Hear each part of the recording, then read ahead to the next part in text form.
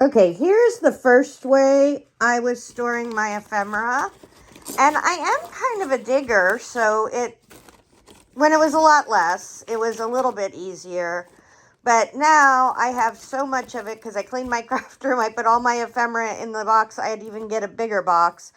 And this is untenable. A second way I have stored them is with these little envelopes, and they do work great. These are from, I'm sure they're from Sizzix.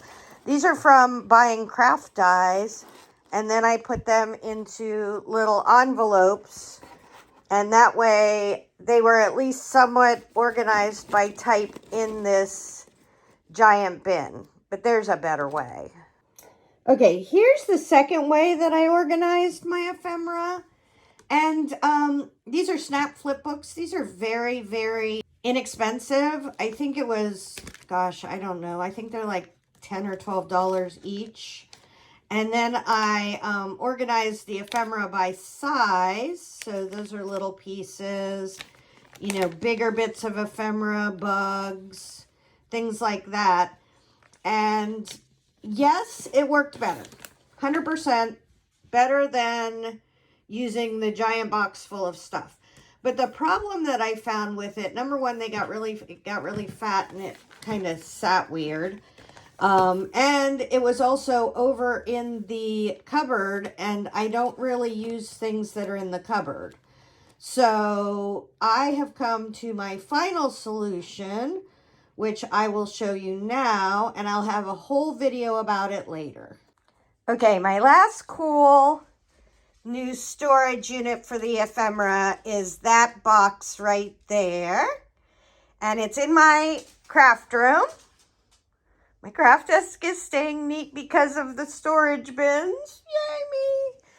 But we're going to get it out and put it up on the table. And I'll show you how I sorted everything out. Okay, so this has dividers. It's from scrapbook.com. It has dividers and it has plastic envelopes. And I've been using their plastic envelopes for years now, and I find them to be very, very helpful. And the way that I organize this is the things that I use the most and that I want to use the most are in the front and the back. The rest of the stuff is in the middle. So these are 2 containers of ephemera, little ephemera that I use all the time. Then we have my stamps and tags. Then we have big ephemera. Then we have, baseboards, like backgrounds, big ephemera backgrounds. I need to use these. So the fact that this is stuffed full, the problem isn't the storage container. The problem is that I never had them where I could use them, so I never used them. These are tickets and borders. These are transparent. Love those. Don't use them as much. And these are mine.